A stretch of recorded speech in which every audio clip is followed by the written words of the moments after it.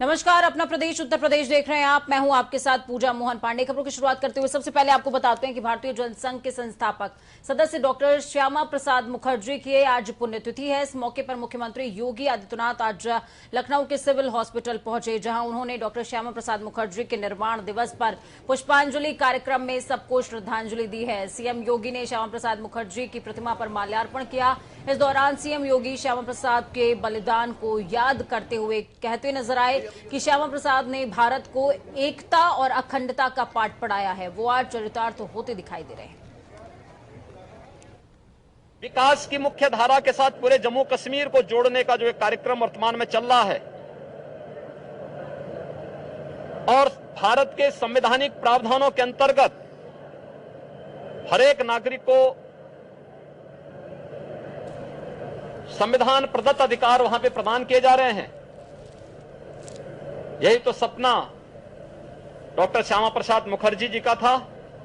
आज उनके 68वें बलिदान दिवस के अवसर पर हम उस महामानव को, उनकी स्मृतियों को नमन करते हुए विनम्र श्रद्धांजलि अर्पित करते हैं।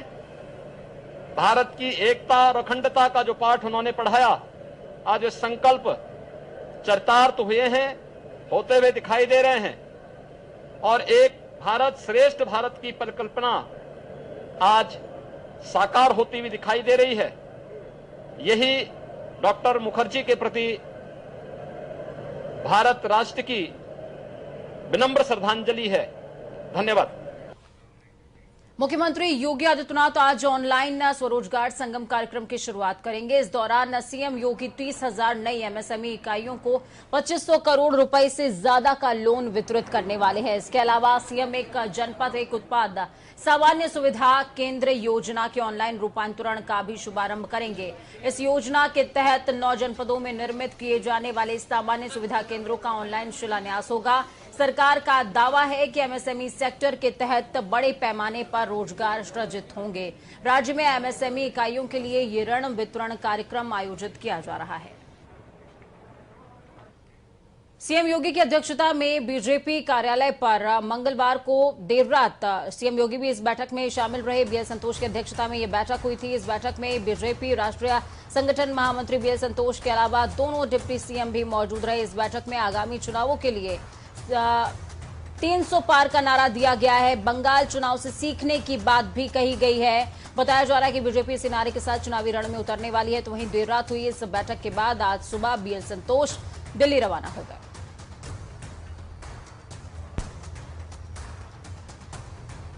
इस खबर पर ज्यादा जानकारी के लिए संजीव कपासिया हमारे साथ में जुड़ गए हैं। संजीव, क्या कुछ अपडेट है आपके पास?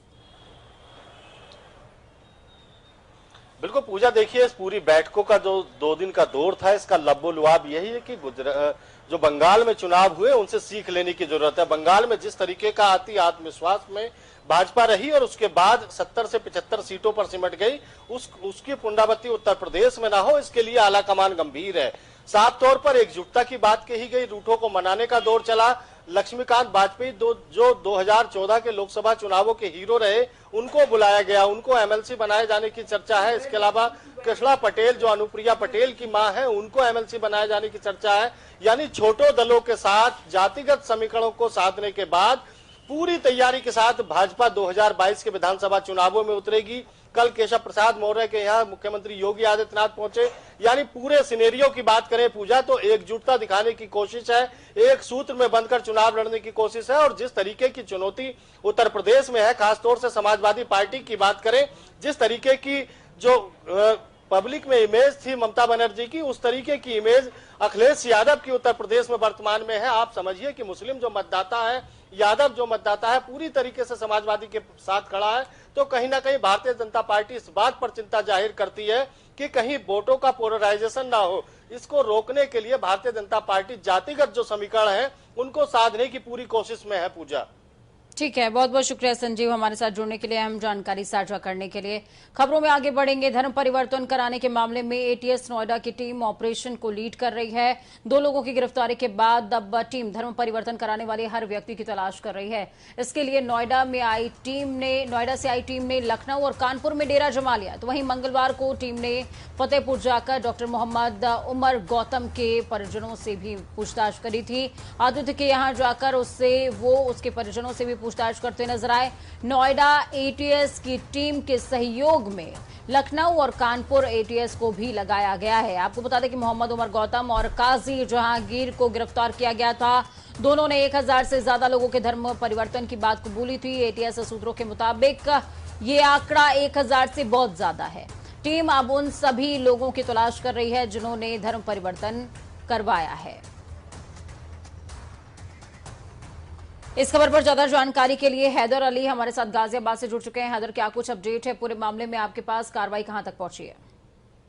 जी पूजा, अगर बात की जाए जहां मैं खड़ा हूँ, मेरे पीछे एक आप देख रहे हैं, यहीं पर पहली धर्म परिवर्तन की मामला जो है, धर्मांतरण का मामला पहले प्रकाश में आया था। गाजियाबाद में जो विपुल विजय वर्गीय है, जो जातना मंदिर के पास एटीएस ने गिरफ्तार कर दिया था काशिफ के साथ, वो जो पड़े थे वो यहाँ 2016 में इन्होंने पैरामेडिकल का कोर्स किया था और यहीं पर इसका निकाह हुआ था, जिस निकाह में डॉक्टर सलीमुद्दीन जो जिनका नाम सामने आया था, उनको भी एटीएस ने 9 तारीख को गिरफ्तार किया था।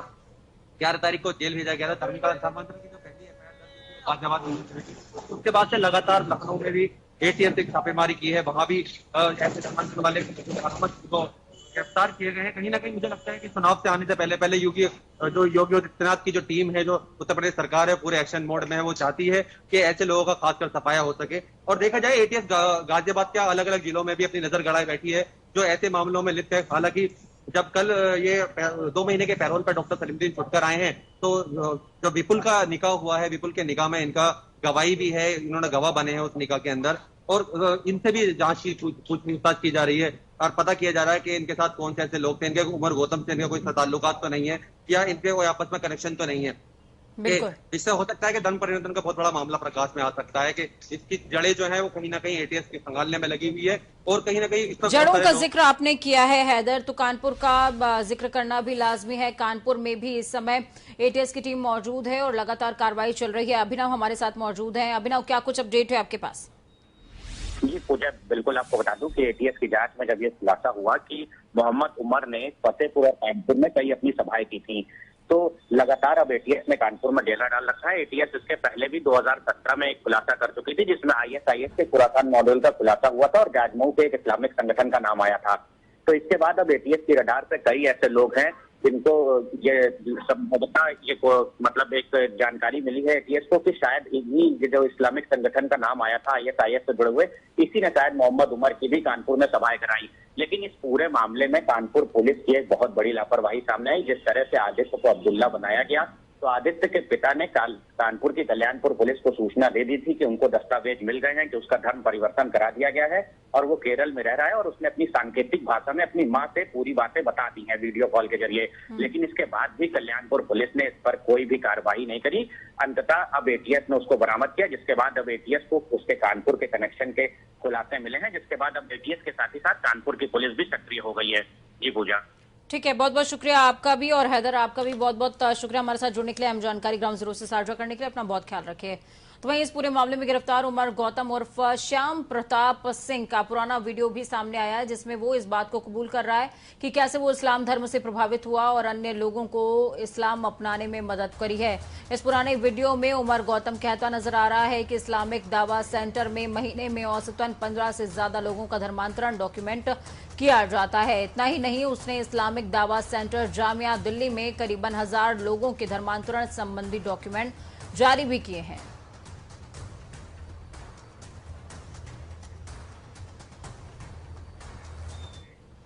तो वहीं आम आदमी पार्टी के सांसद अयोध्या जमीन मामले को लेकर यूपी सरकार को लगातार घेर रहे हैं। संजय सिंह ने कहा कि अयोध्या में जमीनों की खरीद में भ्रष्टाचार सामने आ चुका है।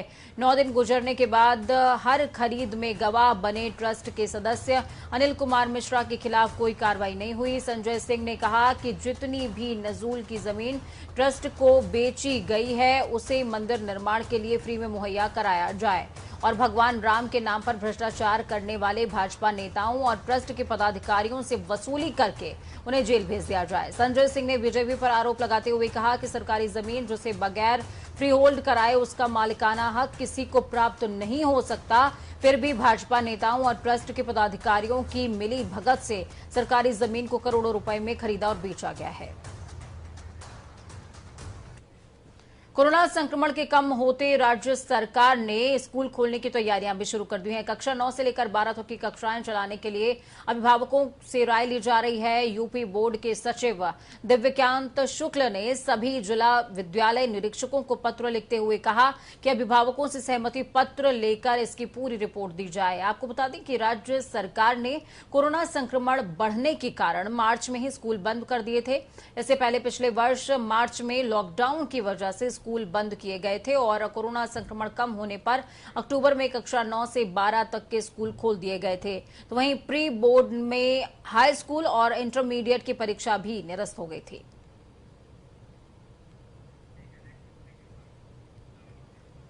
प्रदेश में नदियों के जलस्तर बढ़ने से बरेली जोन में बाढ़ का कहर जारी है। शाहजहांपुर के भी कई गांव गंगा के पानी में घिर गए। यहां ग्रामीण नावों के भरोसे हैं। बदायूं के कचला पर गंगा नदी खतरे के निशान से 55 सेंटीमीटर ऊपर बह रही है। पीलीभीत में शारदा के कटान से दहशत है। उधर खीरी में शारदा, घाघरा और मोहाना नदियां उफान पर हैं। ऐसे में जिले में 44 गांवों में भरा पानी होने से ग्रामीणों की जीवन जो है वो मुश्किलात में है। तो वहीं मंगलवार की शाम 6 बजे नरौरा, बिजनौर और हरिद्वार से करीबन 3.25 लाख क्यूसेक पानी छोड़ दिया गया। इससे बदायूं इलाके में बाढ़ आने की आशंका बनी हुई है। मिर्जापुर क्षेत्र के आजाद नगर सहित कई अन्य गांव हैं जो बाढ़ की चपेट में हैं। प्रशासन की ओर से व्यवस्था न होने से ग्रामीण अपनी निजी नाव के सहारे काम चला रहे हैं। हालांकि कई क्षेत्रों में एसडीआरएफ की टीम पहुंची है और लगातार राहत बचाव कार्य चल भी रहा है। इस खबर पर ज्यादा जानकारी के लिए फजलुर रहमान हमारे साथ बरेली से जुड़ चुके हैं। फजल, क्या कुछ अपडेट है पूरे मामले में आपके पास? कहा जा रहा है 44 गांव जलमग्न होने की कगार पर हैं। बरेली में जो रामगंगा है वो अपने उफान पर है और शासन प्रशासन पूरी तरीके से नाकाम है, क्योंकि शासन प्रशासन ने अभी तक कोई भी अलर्ट नहीं किया है। गांव जो गंगा के किनारे गांव बसे हैं उन वासियों को किसी को भी अलर्ट नहीं किया है, ना ही कोई सूचना दी गई है। गांववासी अपने अपने इंतजाम से ही कर रहे हैं कि गांव में जो घर हैं उन्हें खाली कर रहे हैं और दूसरी जगह प्लानिंग कर रहे हैं। प्रशासन और शासन ने कोई भी चलते उन्हें अपने ही निजी पैसे से इसकी व्यवस्था करनी पड़ रही है, क्योंकि गंगा नदी पूरी तरीके से उफान पर है और ऊपर से क्योंकि ये गंगा नदी ऊपर से आ रहा पानी से बहुत ज्यादा उफान पर है। इससे गांव वालों को काफी खतरा मंडरा रहा है, जिससे चलते गांव के जो गंगा नदी के किनारे लोग हैं वो अपना घर खाली करके दूसरी जगह पलायन कर रहे हैं। बिल्कुल, लोग पलायन करने को मजबूर हैं और महकमा लगातार रेस्क्यू कर रहा है, लेकिन वो जो काम है वो अपर्याप्त नजर आ रहा है। चलिए, बहुत बहुत शुक्रिया फजल हमारे साथ जुड़ने के लिए, अहम जानकारी साझा करने के लिए। कानपुर में नकली दवा की सप्लाई की जानकारी मिलते ही क्राइम ब्रांच टीम ने छापेमार कार्रवाई करी। क्राइम ब्रांच की टीम ने लखनऊ में छापेमार कार्रवाई करते हुए करीबन 2 करोड़ की नकली दवा जब्त की है। इसके अलावा छापेमारी में सचिन यादव नाम के आरोपी को भी गिरफ्तार किया गया, जबकि छापेमारी गैंग सरगना मनीष मिश्रा के गोदामों पर भी गई। तो वहीं मनीष मिश्रा की गिरफ्तारी के लिए पुलिस लगातार कई स्थानों पर दबिश दे रही है। नगर में 21/6/2021 को एक एफआईआर दर्ज हुई थी, जिसमें क्राइम ब्रांच और थाने की संयुक्त टीम ने 2 अभियुक्तों को गिरफ्तार किया गया था और उनके कब्जे से नकली दवाई और नशीली दवाई बरामद हुई थी। उसी के क्रम में क्राइम ब्रांच टीम और थाना गोविंदनगर टीम के द्वारा लखनऊ में भी रेड की गई, लखनऊ पुलिस के साथ मिलकर। इसमें सरगना है, उसका नाम मनीष मिश्रा है और उसके लिए भी उसके जितने भी ठिकाने हैं उन पे दबिश दी जा रही है। क्राइम टीम और थाना पुलिस टीम उसकी जल्द ही गिरफ्तारी सुनिश्चित करेंगे। यूपी में कोरोना कर्फ्यू खत्म हो गया, लेकिन संक्रमण को देखते हुए यूपी के कुछ शहरों में अभी भी सख्ती बरकरार है। इस क्रम में गाजियाबाद में कोरोना के बढ़ते संक्रमण को रोकने के लिए 30 जून तक धारा 144 लागू कर दी गई। धारा 144 लागू होने से कोविड गाइडलाइन का और सख्ती से पालन कराया जाएगा। पुलिस प्रशासन को नियमों की उल्लंघना करने वालों के खिलाफ सख्त कार्रवाई करने के निर्देश दिए गए हैं। जिले में सभी सिनेमाघर, जिम, स्टेडियम और स्विमिंग पूल बंद हैं। जिलाधिकारी राकेश कुमार सिंह ने बताया कि धार्मिक स्थान साप्ताहिक लॉकडाउन वाले दिन खुल ही सकेंगे, लेकिन एक बार में 50 से ज्यादा परिसर में लोग मौजूद नहीं होंगे। इलाहाबाद हाईकोर्ट ने दुष्कर्म मामले में आरोपित घोसी से बहुजन समाज पार्टी के सांसद अतुल राय की दूसरी जमानत अर्जी भी खारिज कर दी। कोर्ट ने कहा, मामले की गंभीरता, गवाहों के बयान और केस के ट्रायल की स्थिति को देखते हुए आरोपियों की जमानत पर रिहा किए जाने का कोई आधार नहीं है। ये आदेश न्यायमूर्ति ओम प्रकाश ने दिया है। हाईकोर्ट का कहना है कि इस मामले में अभी ट्रायल पूरा नहीं हुआ है और कई महत्वपूर्ण गवाहों के बयान दर्ज किए गए हैं। ऐसे में जमानत देने से वो गवाहों को प्रभावित कर सकता है। कोर्ट ने मामले की गंभीरता को देखते हुए दूसरी जमानत याचिका को भी खारिज कर दिया। राजधानी लखनऊ के हरौनी में बीती रात एक हादसा हो गया। यहां मालगाड़ी के 6 बोगियां डिरेल हो गईं। बताया जा रहा है कि रेलवे लाइन की कैंची टूटने की वजह से मालगाड़ी डिरेल हुई है। मालगाड़ी की पटरी से उतरने का कोई बड़ा हादसा इस वक्त हो सकता था, लेकिन फिलहाल ये बड़ा हादसा होने से टल गया। सूचना मिलने पर विभाग के सभी अधिकारी मौके पर पहुंचे हैं और पटरी को दुरुस्त करने का काम किया गया है।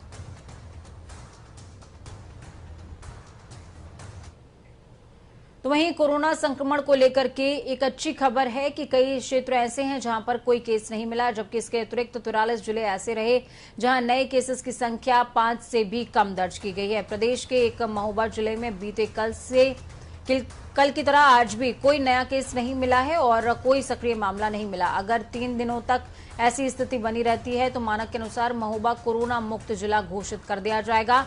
मंगलवार को एक बार फिर से कोरोना से होने वाली मौतों की संख्या में इजाफा दर्ज किया गया।